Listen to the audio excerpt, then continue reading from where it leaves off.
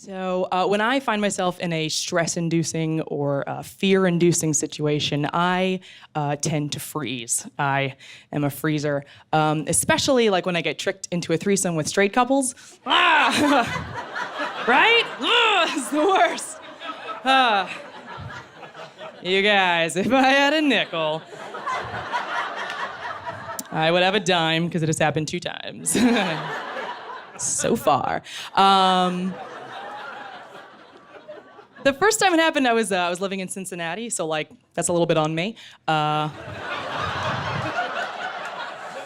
What did I think was gonna happen? I moved there for school and I didn't know anybody, so I was trying to get out, and I was at a bar. I was talking to a gal, and she was pretty cute in a very tattooed and pierced kind of way, which is fine, just not really my thing, because despite being a huge lesbian, I have all the pearl-clutching sensibilities of a 1950s housewife, and I wasn't really sure if I approved of that, because I'm apparently very concerned with other people being ladylike. Lesbian misogynist, you don't see that a lot. Here I am. But I was very lonely, so I was talking to the gal, and she revealed that she and the guy friend who she was at the bar with were both graduates of clown college. Strike 2. But then she revealed that her major at clown college was contortionism. So that was happening, right? You know, the universe made that choice for us. So I got in the dude guy's truck, and we drove about 30 minutes, and we crossed a river, which means we had entered the great state of Kentucky. And that was when shit got real for me. There's not a lot that can sober a queer up faster than a surprise arrival in Kentucky. I instantly had all my faculties restored to me, and you learn a little bit about yourself in your moments of deep fear, and I learned that I am very vain because what went through my head was the headline that I imagined might result from this encounter, which was Cincinnati grad student found dismembered in basement of Kentucky clown duo. And I was more embarrassed than I was afraid. I was like, oh my God, they can murder me all they want, but they better dismember me real good because no one can know I went out like this. Oh my God. Let it be a mystery. But I did not follow Oprah's advice. I did not listen to my gut. I was like, I don't want to be rude. So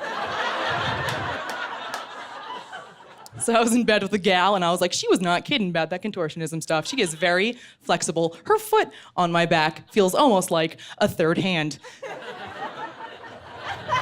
That is a third hand. Player 3 at the end of the game, dude was in the bed, and I guess millions of years of evolution kicked in, and I pretended to fall asleep. That's what I went with. That was my instinct. My spirit animal is some variety of rodent, apparently.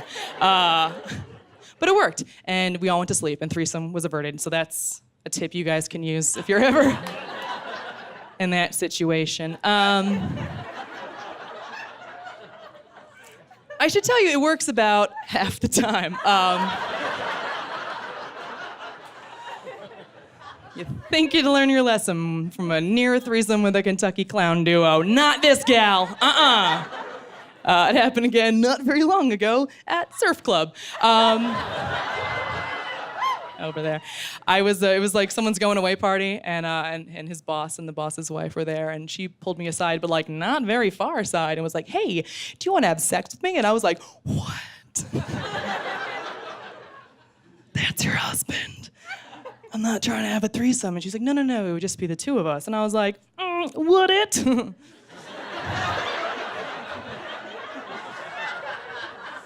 This is not my first time to the circus, madam. I've seen this act before, and I don't much care for it. But then she reached up and in this very tenderly maternal way kind of fixed my hair, and I was like, shit, all right, damn it. So I got into their Uber, and we went to Apex. What?